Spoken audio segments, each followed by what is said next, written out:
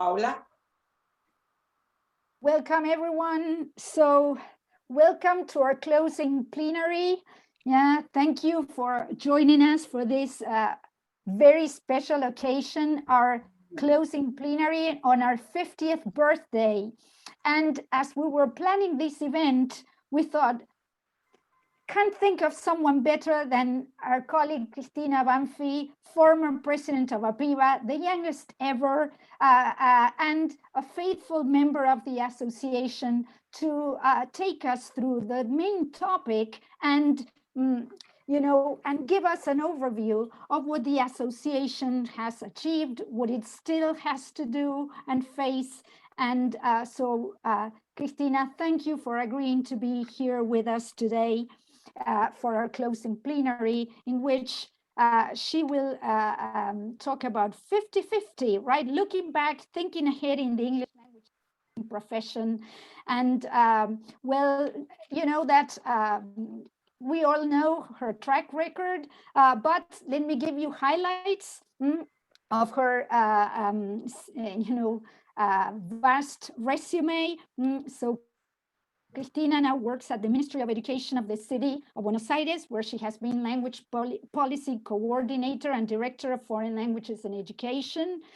She also teaches linguistics and second language acquisition at different training college institutions and at the University of Buenos Aires. She holds an MPhil in linguistics from Cambridge and a PhD from University College London, right? And a diploma in higher education policy from the University of Buenos Aires, right? Her most recent books are El aprendizaje de idiomas, Cómo habla la mente, and a collection called Exercising Grammar, which she co-edited with colleagues at Juan Ramón Fernández. And she was awarded a Fulbright grant, a fellowship for research at the University of California, Davis in 2019, where she carried out her research project, Innovation in the Teaching and Learning of Languages, Factors that Influence in Their Planning, Implementation, and Evaluation. And this is just a short overview. Well, with no more talking from me, Cristina, over to you for this closing plenary. Thank you very much, Paula, for a lovely introduction. And it's a true pleasure to be here sharing this session with so many friends and colleagues and seeing so many familiar faces and names, some of which I'm going to be mentioning during my session.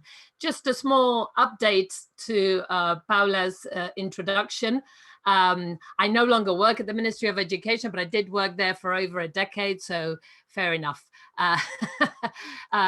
So here we are, and my job today is to close this wonderful event that we have shared since early this morning. And it's a tall order, and I thought of this title because it has a number of different possible meanings. There's the 50-50, thinking about the 50 years that have passed and the coming 50 years that I'm sure the association will have. Who knows what 50 years hence will be for the association. Another sense in which 50 was kind of relevant to me, and you'll see that the presentation has a lot of personal memorabilia, is that I'm the former president who's closer in age to the association's age. So perhaps that was one reason why I was picked. I'm not going to say how close, but you may be able to guess. And then, of course, there's the 50-50 in terms of we've got 2020 for vision, the perfect vision. So maybe 50-50 is an even better in terms of vision.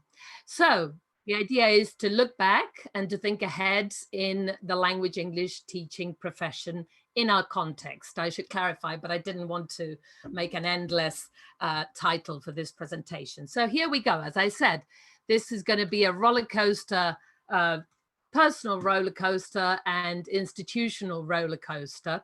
So we're going to start with a timeline. When we think of a timeline, we think of something that happens in order and can be organized, but our timelines tend to be a little bit more like this, full of different layers and levels and complexities, as we will see.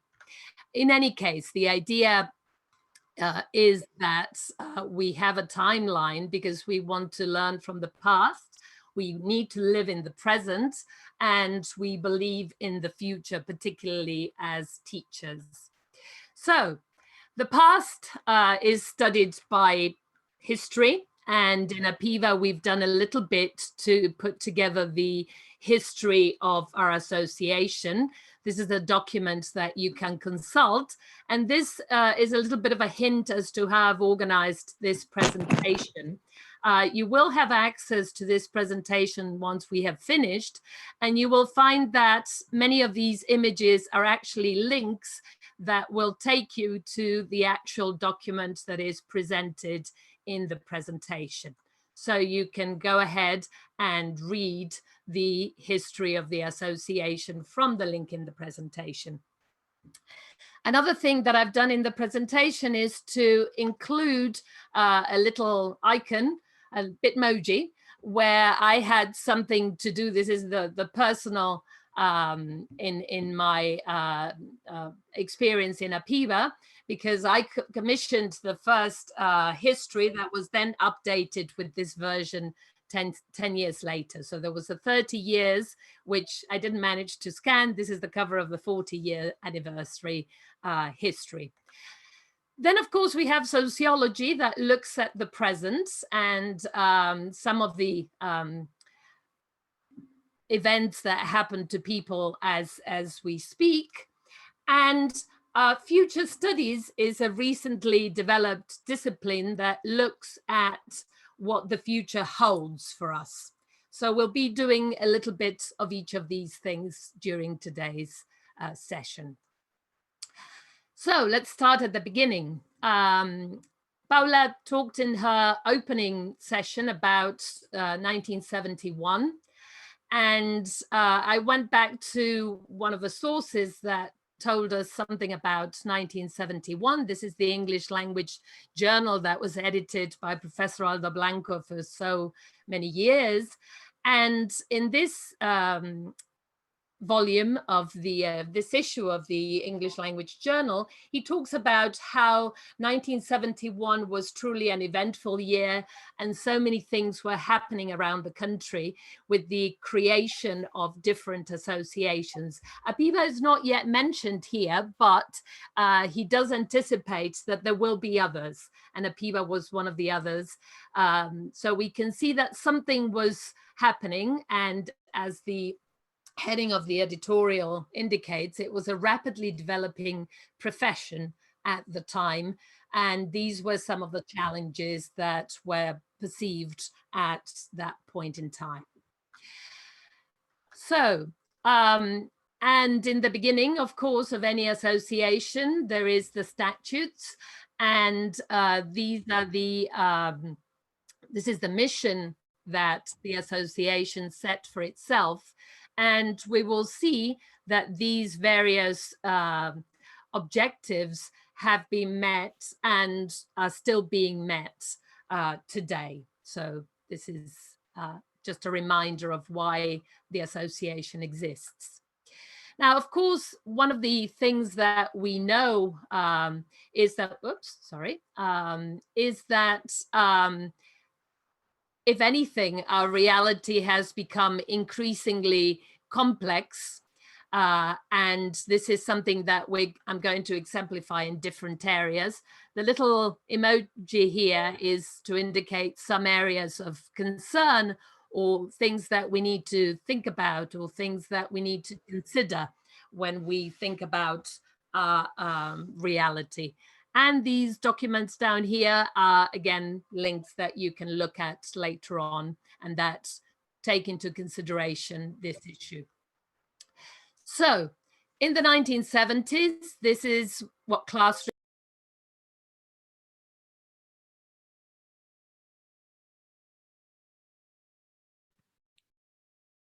You are muted, Cristina. Yes, I'm sorry. I accidentally muted her. Okay, sorry. I thought I hadn't done anything. So anyway, do I have to go back a long way or no? No, just 10 seconds. I was muting someone else and sorry. Okay. No, fair enough. Thank you. So anyway, this is what classrooms looks like, and this is where English was taught in the 1970s. As Paula said in the introduction, the teaching of English appeared in primary schools, in some schools, okay, not in all schools. However, let me just make sure I can go back. There we go. Today, we have a much greater range of types of students that range from the youngest of the young to the teenagers to adults who go back to education, to higher education, or to contexts where people are taught for work and business purposes. So the number of contexts where English is taught has increased, and the diversity of students has also increased. Families that come along with those students have also changed, and now we need to take into account a much larger range of families. They existed before, but they're much more visible and clear in our awareness. And also they have been, particularly over the last 2 years, in the presence of remote classes, for example. Now, teachers, we're concerned with teachers, and what I've done here is take 2 prototypical teachers and look for a little bit of a comparison between these different teachers and what their reality was and is like. So I've taken Susana and Adriana, no specific people, just individuals who could have been teachers in the 1970s and today. And here are some traits that characterize these different people. And again, this is a prototype, it's not a real person, and there may be exceptions, but let's say Susana was the first cohort of a 4-year initial teacher education program, because at that time, before that, teacher education programs were shorter. She actually completed her program in 4 years, and she trained to teach in secondary school. She started working after graduation, and she chose to work in a state school and only part-time. There were limited options for professional development at that time.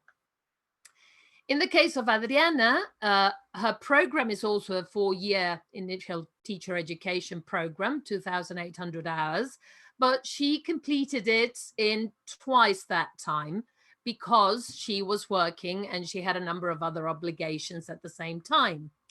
Her certificate enables her to work at different levels, not only at one particular level of education. But she also has considerable teaching experience prior to entering teacher education. She started teaching before she went to teacher training college. Her work insertion is in private, non-school sector, and it's full-time. And she finds that there are multiple options for professional development, but she has little time to pursue them. And sometimes she has even little time to sort through them and to figure out what she should do, because there's so many options. This is not 1970s, but this is my first certificate of attendance, a seminar in APIBA in the 1980s, when I was a student, like Paula said. So this is what there was in those days. That's what you could do in terms of professional development. A 2-day annual seminar that consisted of 12 hours of sessions. That's the one I did. And Paula is trying to read what it says. I can see. You can take a good look later, don't worry. Anyway, A few years later, I was involved in professional development, but as a speaker. This is when Inés Cambiaso, who I saw in the session earlier, was president. And I was not living in Argentina, but I would come back and teach some of these sessions for APIBA. And also some of this material would end up in ELT News and Views, which was a magazine that Martinez ran for many years and allowed us to communicate about our issues and concerns. Okay, the ELT journal that Aldo ran was not running anymore, but ELT News and Views had a slightly different role to play. Now, I also, close to that time, became a committee member. You see a photo there of me and other people looking very young. This was during Betty Tosso's presidency in 1998, if I'm not mistaken. And that was the beginning of what I think was a, let me think, 2, 4, 6, 7-year stint on APIBA committees. So I first joined as an ordinary member, then I became president, then I was re-elected, and then I stayed on for another 2 years under Sandra Revale, who I think is already also here today. So during that period, we organized a large conference in a very interesting year, which was 2001, September of 2001. Of course, APIBA had organized FAPI in 1994, and that was under Ana Castagnino's presidency, and would later organize it again in 2013 under Analia Candle's presidency. And one of the things that we did, or we tried to do, was to make this event very international, which was very daring. I had a wonderful committee of people who helped me. For example, Silvia Retaroli as treasurer, and Silvia Lupi and Pablo Toledo, and all sorts of people who did wonderful things. And one of the things we did was we did an opening plenary that wasn't online, but was on video. Making it online would have been impossible because of the cost at the time, but we actually got a video cassette and we played Dr. Robert Phillipson on the English of globalization at that time. And Diana Armendariz was the respondent to this presentation. This was very daring, and it was a wonderful experience. And again, through this, you can have access to the program of the events and peruse it at your own leisure if you're that way inclined. So back to where we were, conferences. I was doing a comparison. I was thinking about the materials that were used to teach in the 1970s. As they said during the pandemic, if you recognize any of these, you should not leave your home. Same thing if you recognize this kind of equipment. This is the sort of thing that was used for quite a long time, and it was the pinnacle of technological development. Lengua Vivas had labs, and there were recorders. This thing with the tapes was called a geloso. I used it as a student, not as a teacher, I must say. But I think there's still one in a kind of museum that you can have a look at. Anyway, so this is what there was. The books would be used year in, year out, because there wouldn't be a new book. L.G. Alexander wrote every book that there was, and that people could ever want to use. And that was it. And then came Access and Arthur and Mary and so on and so forth. Nowadays, on the other hand, we've got a plethora of textbooks, dictionaries, resource books, cards, posters, games, audio, video, internet interaction, interactive materials, digital textbooks. Who's used digital textbooks and loved them during the pandemic? We can't, how can we live without those? Online platforms as well, right? So the landscape of materials is very, very different. Now, schools, there are a surprising number of similarities between schools as they were and schools as they are. Some differences, but maybe not that many. And technology in schools, limited, if anything. Education system, the education system beyond the school. If we work in a school, we are part of an education system. That wonderful building you see there is the Ministry of Education of Lima, Peru. It's a pile of books. And we are part of that system that includes supervisors, that includes some professional development in some contexts, and we are included in that, whether we choose to be or not, and whether we are aware of it or not. With that also comes different collectives, teacher collectives, such as the unions, student unions, and of course, the associations and federations. We are not just individual teachers, but we're part of a larger whole. In all that, one of the concerns of associations has traditionally been what happens with the quality of teaching. And one of the things that has happened over the years and that the association has been traditionally concerned with is a certain kind of disruption to the standards that we would like to uphold in terms of who teaches, where, how, and even for how much. Okay, so this is one of the areas of concern of associations. Other stakeholders, and there are many, again, we may not be that aware of them, but they exist. There's curricular designs. There's, beyond what the book says, there's something that tells us what we're supposed to teach at the national level, at the city level, and they are embodied in technical staff at ministries of education.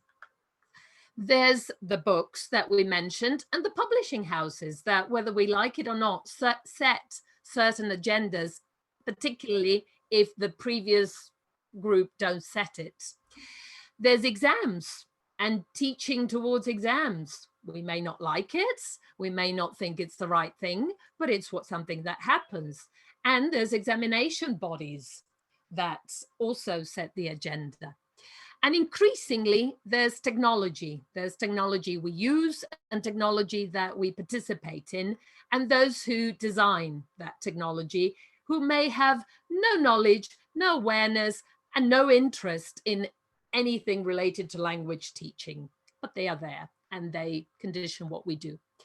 There's politics and policies beyond the specifics of language teaching. There's regulations that go together with this. There's higher education that trains teachers and provides them with further education as well, postgraduate education. And here, APIBA had quite a lot of work that was done in the end of the century with the Future of Teacher Education, an event that APIBA organized in 1999, and also with these compilations of postgraduate offers that Graciela Mojano, who I think I saw here, yes, she's still here, compiled for APIBA on the offers of postgraduate courses. This was very important at the time when information was very difficult to come by and when individuals couldn't get hold of it. The association as a collective was able to obtain this information and provide it to teachers who wanted to make informed decisions about their studies. So this was very important. International standards, you may or may not have heard about them. You may or may not use them. There's, of course, the Common European Framework in Europe. There's the ACTFL in the US, the Canadian benchmarks, all sorts of organizations that set standards and that very indirectly, but they do influence what we do. And of course, again, back to the teacher and the multiple roles of teachers in the classroom and beyond. And here I have a little thing to share with you. If you give me just 1 second. Here we go. Okay. Okay. So what happens with this multitasking teacher? Again, we'll take, this will be, I don't know, Patricia. She's a teacher, but she's also a coordinator at the school where she teaches. And she also teaches in college. She teaches methodology. And she is also doing some research as part of her teaching appointments. And she also runs some professional development courses for APIBA. And she's also written a couple of chapters for a publisher, for a textbook. And she's also an advisor to another school that has asked her to do some advisory work. And I can't remember what this one was. Oh, she's written a report for an international organization. And she also runs a group of teachers who follow her in a reading group. Okay, you can imagine that these look light, but all these roles at once are a bit much, perhaps. Now we may say, okay, this happens to Patricia because she's an experienced teacher. She's been doing this for a long time. But here we have Juan Manuel, who is a young teacher. He's only just started teaching, and he teaches young learners in a school. He also teaches a group of teenagers in a language school. He also teaches adults in a senior course in another language school. He also likes doing magic in English for his friends. He has taught a summer course for one of the institutions where he teaches, so he doesn't really get holidays. He has guided a group of foreigners in a bike tour, and he also helped them out with tango lessons, and he's now teaching remotely some Mexican students. Okay, so again, perhaps this was something that we covered when we did the career paths for teachers of English, and we worked with different teachers who had different roles. But again, you know, it may be a bit much. Okay, you're going to tell me nobody wears all those hats, but many people wear many of those hats. Okay, so maybe it's something that we need to reconsider or consider specifically, particularly when we compare with other parts of the world. Okay, yes. So professional development options. This is an article I wrote back in 1997 for ELT News and Views, which took into account the options that existed at the time. But now we know that they range widely, and I'm going to talk a little bit more about that in a minute. But MOOCs, for example, are a very different option from what we had in the 90s. Whatever the case, we end up, because of those multiple hats, with a kind of patchwork CV that is very difficult to process and understand for most people outside of our immediate context. I go over this with my language 4 students who are very interested in how to write a good CV, and they have great difficulty fitting in what their experience is with what is expected, or the formats that CVs usually have. Okay, And on top of all this, as if this were not enough, there's societal expectations. There's what society expects from us, what we should provide in terms of successful language teaching and learning. And if this were not enough, we have the media. The media also produce various representations of the work we do. Here I've included APIBA newsletters, so you can go back over some of these things, but particularly now social media, as I can't remember who mentioned, Analia in her video talked about the inception of social media in the APIBA social media.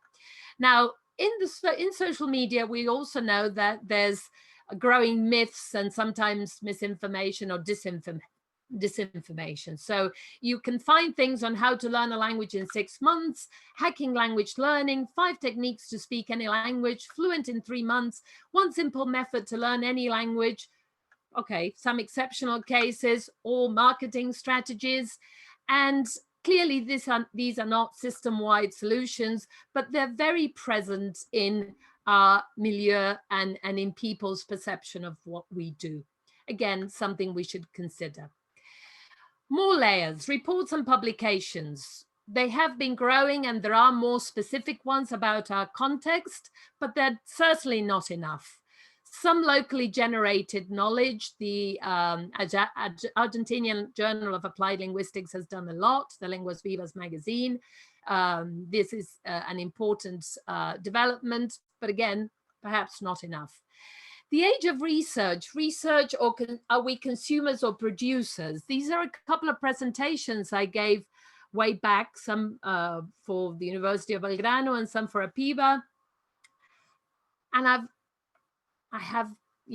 I'm not sure what's happening with research in our context. I'm not sure if we mostly consume or if we produce enough. Some meetings, again, have influenced the work we do, and this is also important. Now, all this is studied, as I mentioned, by sociology. The socio-ecological model is one that studies all these interactions.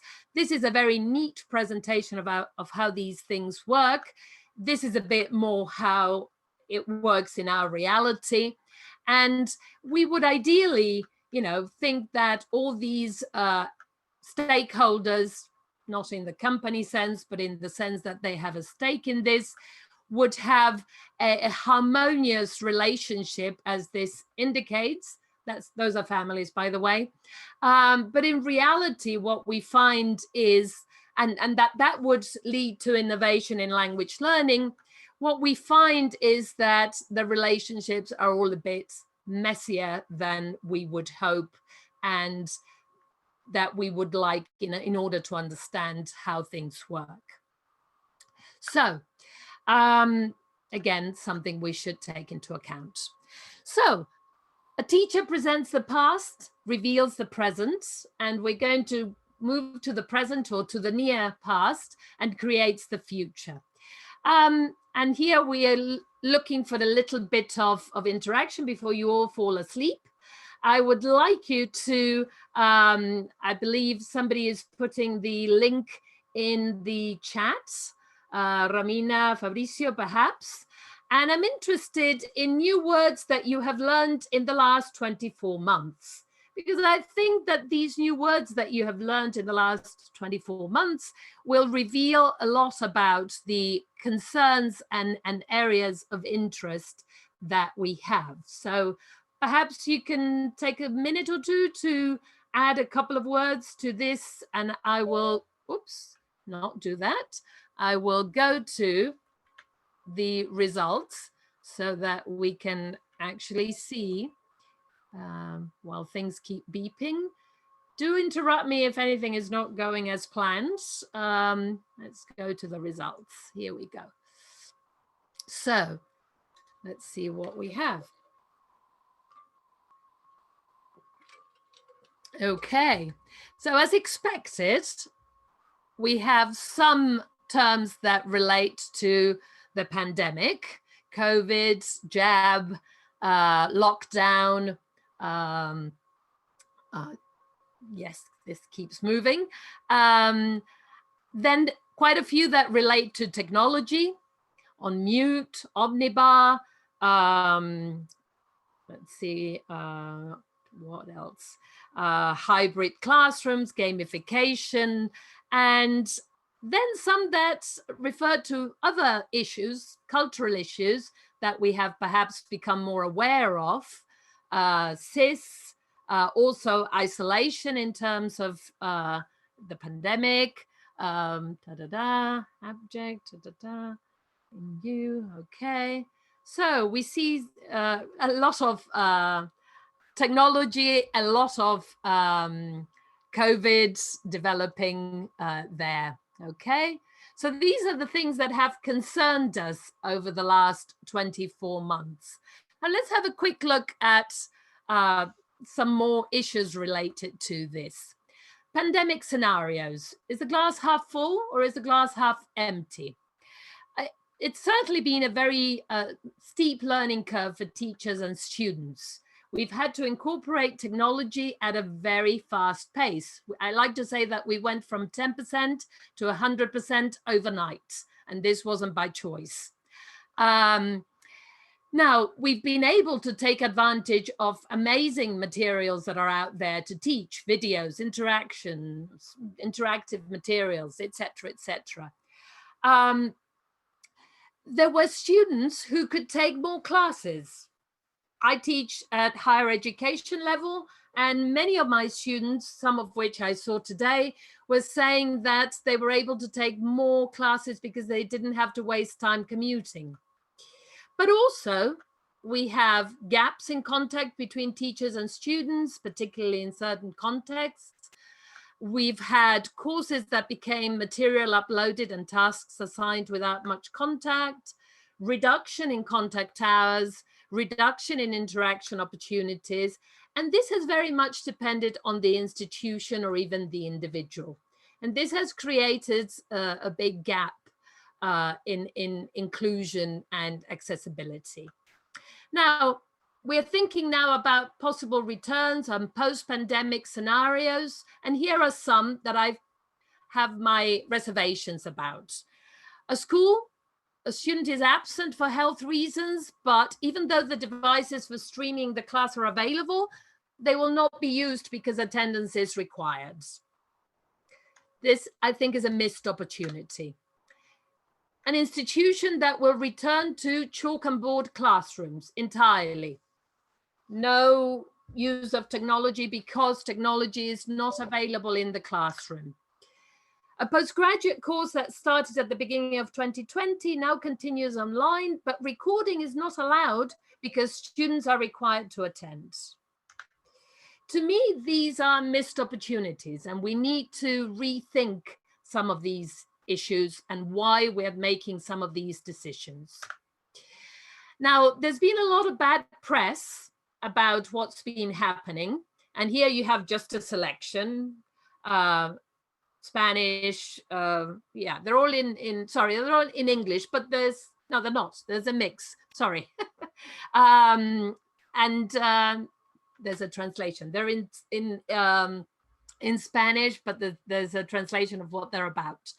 Some of these concerns are very valid, but I think that a lot of benefits are being missed in what is being said there.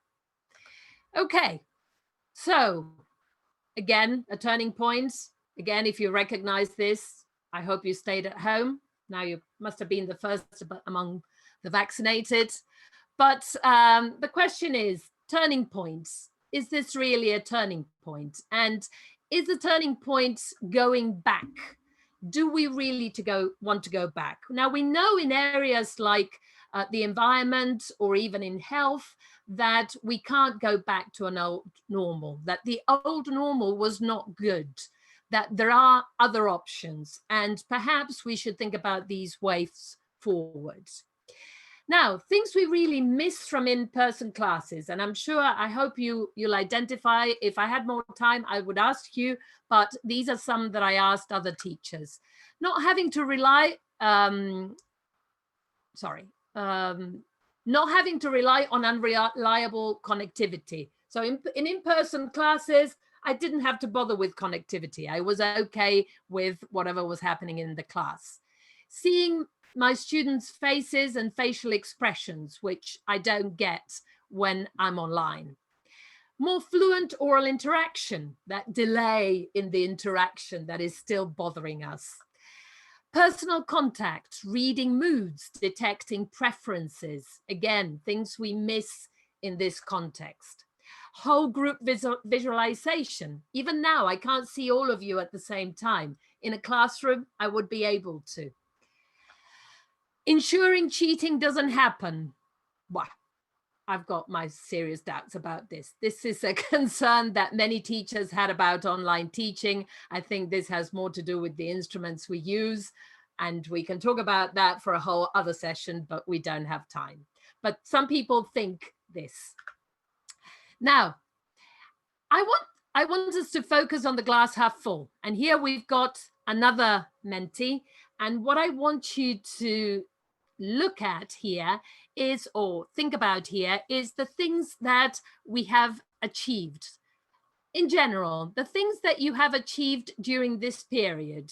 It could relate to learning. It could relate to teaching.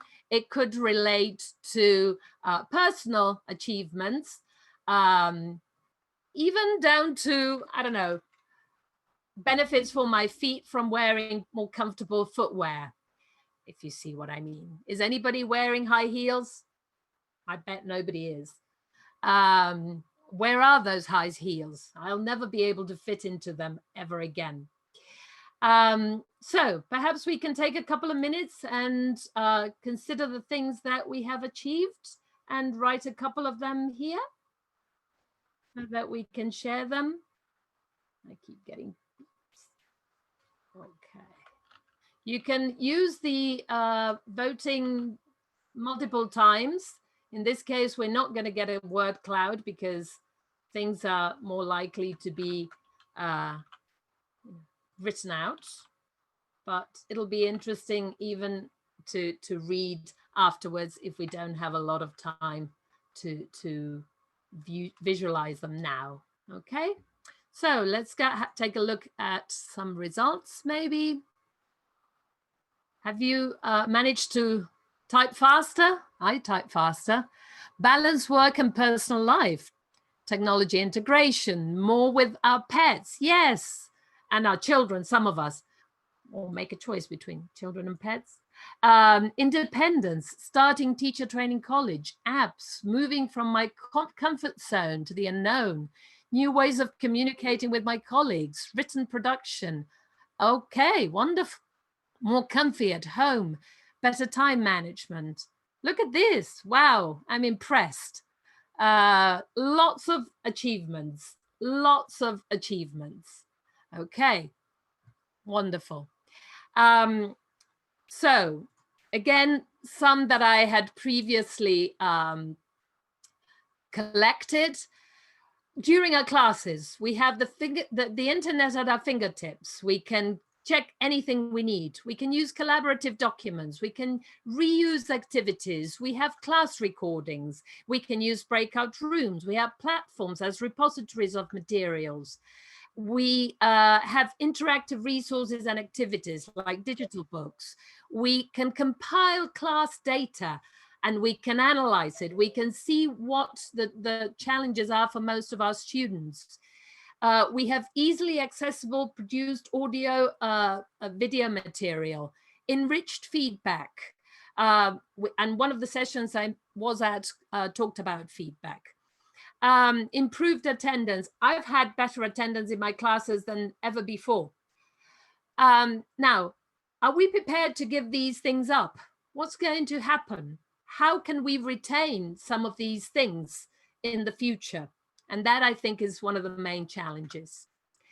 Here are, again, some examples of people who were able to do, to continue with their studies in spite of the or rather because of the technology they were using, and in spite of some of the difficulties in access. Okay, so you can read these at your leisure. Even in our context, I've had students from 2 of the institutions where I work contact me about doing research work on the pandemic and how to work with hybrid and mixed modalities. Sharing lessons. I saw Paula Ortiz is here today. This is an article we published with Sandra Revale last year, when we didn't think things would last 24 months, and that you can now also have access to through a book that was published with Novedades Educativas. This is about the lessons we can learn and that we should share with our colleagues. Again, you can access this by clicking on the presentation. Of course, the real reward is the reward from students, what students have appreciated in our lessons and how they've become engaged in our classes through what we have done. So again, I'll leave you to read this later. Definitely back, I don't think is a good option in the sense of returning to what was previously there.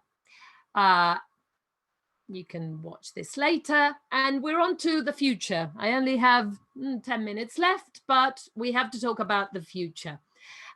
This is from a TESOL summit, TESOL IATEFL summit that was done a few years ago. And this is the exploration of the future that didn't anticipate a pandemic, but that was considering many of the issues that we've confronted, okay? And this is the last, I promise, the last participatory mentee. What I would like you to add here is how you feel about the future, what your feelings are for the future. Having said what we said, and maybe other things, how, just an adjective for each response perhaps should be enough. Okay, so let's have a look at the results. And this gives us a little bit of time. Feelings about the future. There. Oh, I love it. Optimistic, hopeful, excited, curious, hopeful, really hopeful, hopeless. Oh, exciting, inspired, enthusiastic, positive. Okay. So for the most part, I see positive reactions, okay? We have to bear in mind that not everybody is optimistic and hopeful, but the reactions are for the most part positive. Good. And they should be, because we have a lot of challenges. We have global challenges that we have to confront, and we need to work at them, and we need to help our students think about the skills that they will need to solve the problems that we're leaving them. And this is part of what you're seeing in this slide. Another big challenge, of course, is the future of work, and how what used to be, you know, the best jobs will no longer be, and the skills that will be needed in the future of work. One of the issues that future holds is the way in which knowledge will spread, and the concept of knowledge diffusion is central to this future aspect. I talked about that seminar at the beginning in 1989 and how we heard about the news in any field. Well, things are different now. We get news in different way. Both the news that, who buys a paper newspaper anymore? Do you actually have newspaper? Oh, Monica, I need some because I need some from my home. My source of newspaper has gone. Nobody buys newspapers in paper format. Now, people, for the most part, get their news digitally. The problem is that sometimes they get the news from very unreliable sources, and that leads to considerable problems, okay? So this is something that we need to consider and that we need to work on with our students. Of course, content curation will be a central role of an organization like APIBA. What is good and what isn't? What should we look at and what shouldn't we? Networks, we mentioned quite a bit today, and this is the nature of APIBA in itself, but networks are quite complicated things. There are connected teacher networks, personal learning networks, so my own network of colleagues, the ones that I rely on and I go, you know, I ask questions from. The communities of practice, those places where we work and the networks we have there, our professional learning networks, which may be different from our personal learning networks, people networks in general, institutional networks, multi-layered networks, and PD networks that generate real exchange. Again, we could have a whole session on this. I won't, but I just love that when I teach social linguistics now, and I teach the Milroy and Milroy paper about Northern Ireland, the whole session that explains what a network is irrelevant because students know what a network is. When that paper was published, nobody knew what a network was. And of course, APIBA SIGs are alive and kicking, and we saw an example of that today with the results of the APIBA SIGs and the sharing of APIBA gains from the SIGs. This is the announcement in the newsletter where we talked about the beginnings of the SIGs, and they're now 20 years old, so they have grown beyond maturity. Now, challenges ahead. Again, who teaches, right? And where and how? And who do our students consider as reliable sources of knowledge? We have international teachers who teach, YouTubers and influencers who work online. And of course, the interaction may be missing there, but these are sometimes windows to interaction. People use these spaces to sell their wares. Now, this is where many people are going for their teachers. What do we think about that, right? The platforms that are ubiquitous and that we hear about all the time. What do we think about them? Do we agree with them? And do we use them? Do we advise that our students use them? Do we advise that they stay away from them? What do we think? This is a brief paragraph from a report from Axel Rivas about change and innovation in education. Hello. Hello.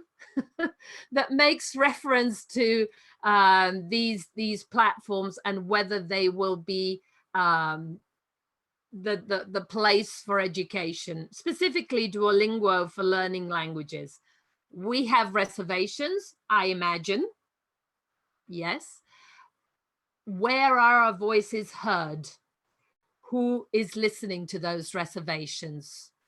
Where are the responses to these reports? In general, what will the place of technology be in education? And will it look something like this? And will we be able to provide inclusion for all, which was a session that was presented earlier today. This is a case study I did with Natalia Lopez, a teacher of English at the school Banderita Argentina in the city of Buenos Aires. And I was interested to see that the teachers in this session earlier this afternoon talked about inclusion. Options for professional development and specialization. No size fits all, but this is something that should be planned. We talk about the continuing nature of professional development, the fact that learning never stops, the fact that we should always learn, but these are frameworks that exist and we should be aware of and we should consider when planning our professional development. So it's out there, but we need to be able to find it, and we need to be able also to select what is appropriate. This is a session I gave back in 2000 in Comodoro Rivadavia in FAPI. I had to dig out, this was actually a transparency for an OHP. Again, those who remember what that is, you know what. Anyway, so just a final thought from a well-known writer to all of us. I did then what I knew how to do. Now that I know better, I do better. Hopefully, we all do better now than we used to do, and hopefully we'll continue to do better, and we won't, you know, desperately try to go back to the way things were, because that's the way it is. So some references for you, and a word I learned recently, thankies. This is an internet thing, apparently. So there you go.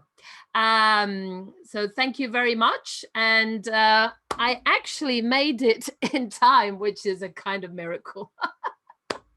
So if there are any questions or comments, I'll be more than glad to listen to them and to exchange. Well, thanks. You know, what a ride. Thank you, Chris, on behalf of the Executive Committee and APIBA at large. Thank you ever so much for this veritable feast of memories, insights, and very upbeat message which draws on our strengths. And I can see that it's flowing. We loved it. And this is just the way we imagined it would be.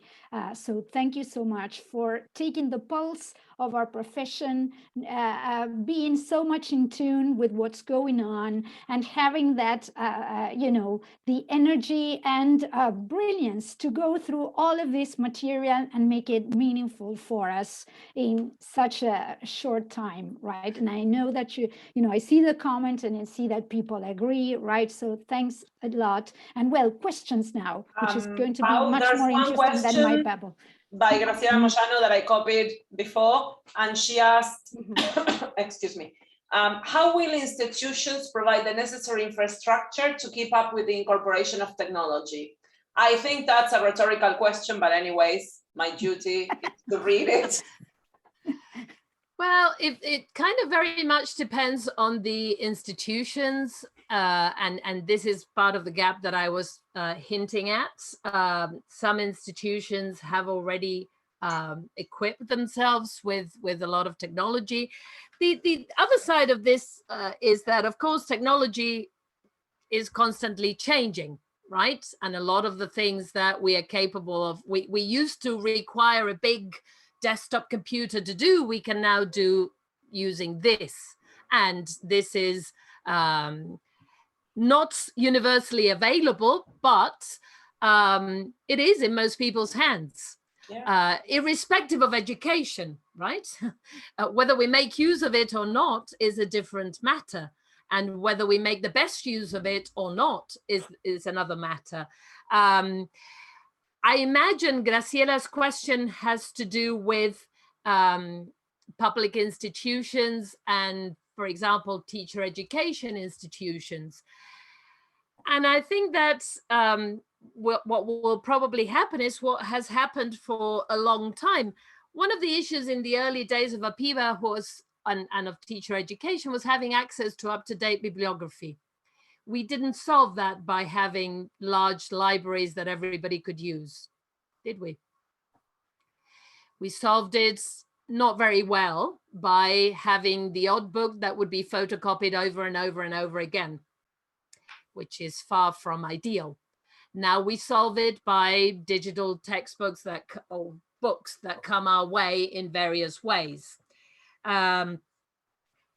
It's a big challenge for institutions to, given the conditions they have, to be able to meet that demand.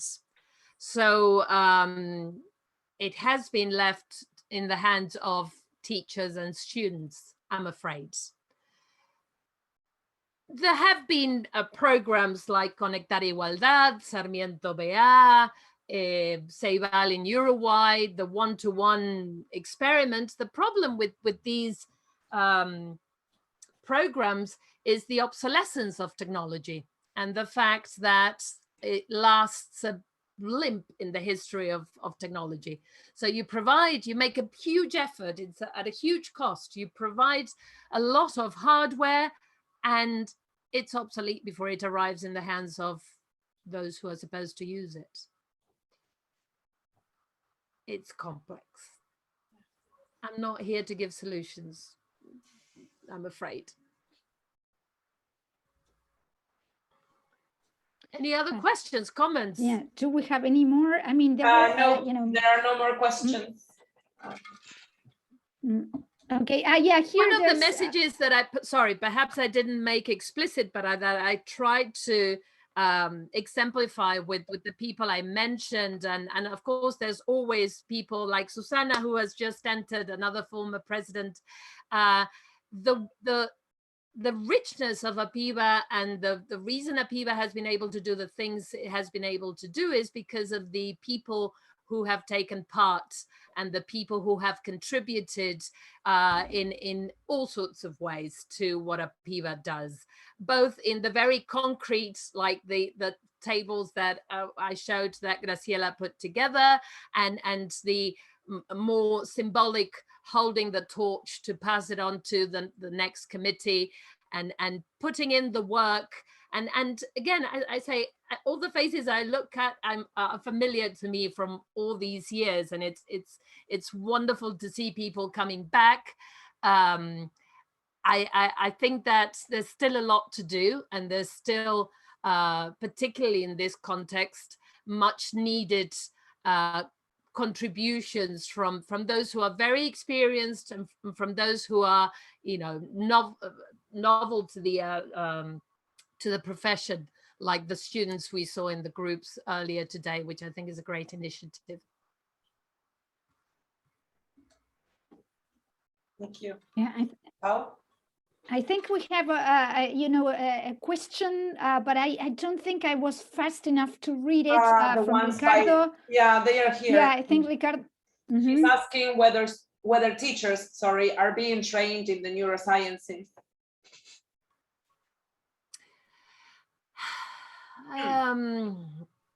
The teacher education programs were modified not too long ago to comply with requirements at the national level, and the content of the curricula for teacher education were produced by the different institutions that train teachers. So one program is quite different from another. Saying that, anyone who teaches at higher education knows that, as opposed to other levels of education, the curriculum is a broad guideline, but it is the responsibility of people who teach in higher education to update the contents of their own discipline in accordance to the most recent research. So, I don't teach today what I taught 20 years ago or what I taught 5 years ago. And I incorporate elements of the most recent discoveries and work, and that is reflected in the bibliography that is used in the courses. There is no specific course on neurosciences, and perhaps that may be in its most technical sense beyond the scope of teacher training, teacher education courses. I find that, going back to Susana and Adriana, the breadth of the curriculum has expanded so much that we have students who, I said 8 years for Adriana, but I teach a 4th year course, and most of the students who graduate from that course have been in teacher education for 10 years. And a colleague told me the other day that he beat all our records. He has a student who's been in teacher education as a student for 18 years. That's not a good state of affairs, because no higher education program is intended to last that long. So there's a problem with adding to teacher education and curricula and not taking anything out. And the label should be broad enough that within that label you can update the contents. But I'm going well beyond the scope of the 50th anniversary, and I'm expressing some opinions that are probably controversial. Pauli? So, well, thank you so much, Cristina. This has been wonderful, and there's so much that we can thank. But obviously, here standing on the shoulder of giants, as we say, as this is a sort of trope in Western society, like we all build on the knowledge, the exploration, the quests of those who came before us. And part of the spirit is honoring all those people from 1971. And it made me so happy to see that you included Aldo's picture in your presentation. The idea is that we nurture each other through the generations, and this is, and it's so good to see so many young people today, and those who led us, as Maria Inés, who was the first who invited me to an APIBA annual seminar. And this is the spirit that we're drawing strength from today, right? To look toward the future with this kind of energy, and at this time, a real critical, we have this, what is known as collective critical hope, right? The new concept is, gaining ground now, right? Collective, because there's strength in numbers in the years that we have behind, right? Critical, because we're not going to be naive about what is going on in our midst, but hopeful, as you all wrote in that Mentimeter, where the word hopeful, excited, that led the way, right? In that spirit, thank you so much. And can now, I just make one remark on that topic, because of what you said about the photograph? I think perhaps this collective spirit, we could do something collectively, and we could try and bring together photographs or material that we have from past sessions and from past APIBA events, because that photograph of Aldo's is from my 40th birthday party. I couldn't find, and I've lost a lot of photographs, and I think it would be fantastic if we had a space where we had material and just reminiscing about the things that have passed, because they help us not forget and maybe not make the same mistakes too as well. So thank you for the invitation, and I won't interrupt anymore. I'll shut up now. Thank you, Cristina. Can we move on to the giveaways? Yes, definitely. In the meantime, if you haven't noticed, many times I have copied in the chat box the URL to a Google form. So you click on there, or you copy and paste the URL, you complete the form, and you will receive the certificate automatically in your inbox. So if you cannot do that today, we will be emailing that URL for everyone on Monday. But in the meantime, while we get ready for the giveaways, you can start getting your certificates. Andy, can we show what? Yeah. Yes, we would like to thank all our sponsors, because they've been very generous. So we would like to thank Macmillan Education, who has given us 4 digital books to raffle. Anglia Chichester College Group, we have 1 CIT exam. Kell Ediciones, they have given us 3 500 pesos vouchers. Oxford University Press, we have 4 book sets, and Bell, who have given us 1 online teacher development course. That will be the last one. A 2-week online teacher development course. So that's the last one we're going to raffle. Yeah. Okay, Andy, can I share the screen so everything is clear? So we will start raffling then the books given by Macmillan, right? The full digital books. Let me go on full screen. Just a minute. Okay, so we need to. You need to pick 4. 4. Okay, so we will see the names on screen. First one, Marcela Burgos is the first one.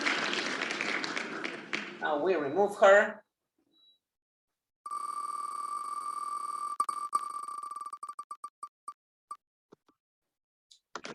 Susana.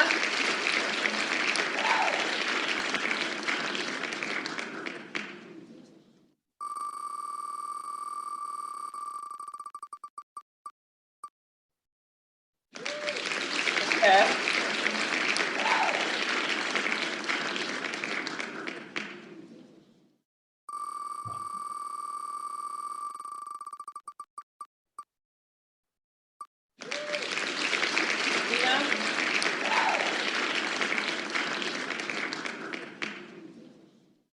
Andre, what are we giving away now? We'll pass on the CIT exam given by Anglia.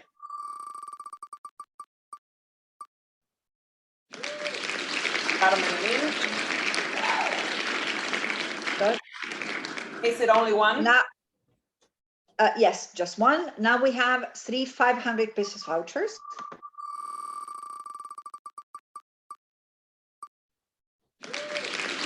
Maria Cecilia.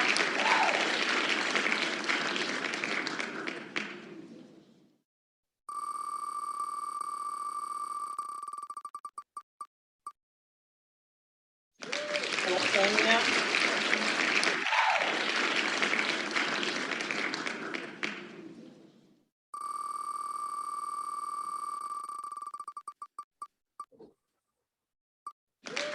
Marta.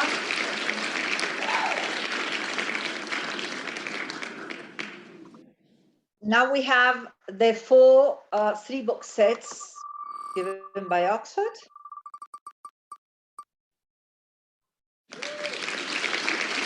Juliana. Well, we're not in an auditorium with everyone clapping, so the machine does it.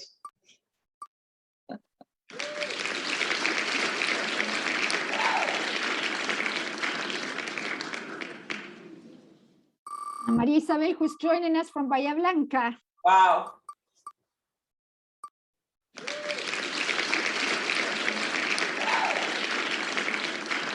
Maria del Carmen from Rosario, right? April.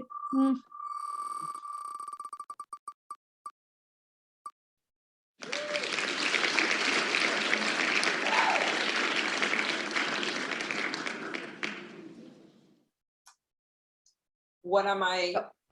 And now we have the one everybody wants to get, yes, which is the online teacher development course.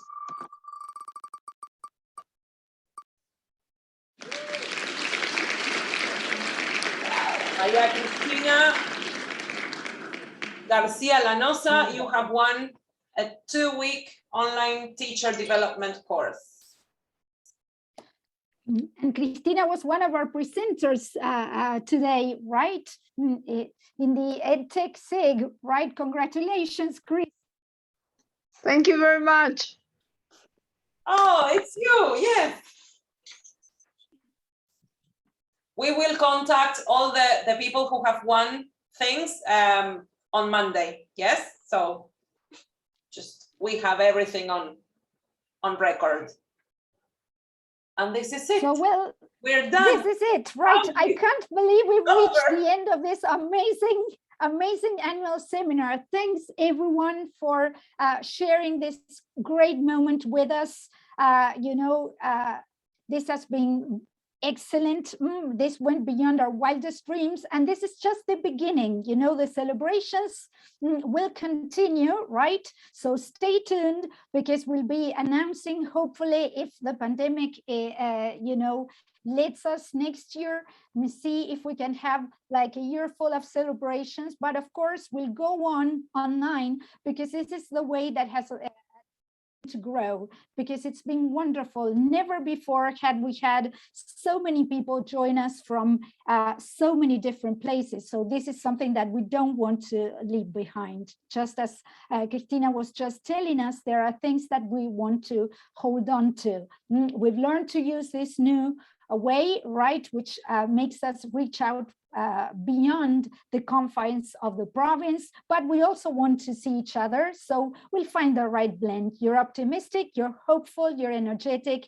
We are APIBA, we are growing stronger, and the more, the merrier, right? Well, thank you again. And please let us know on social media how you feel. We want more feedback.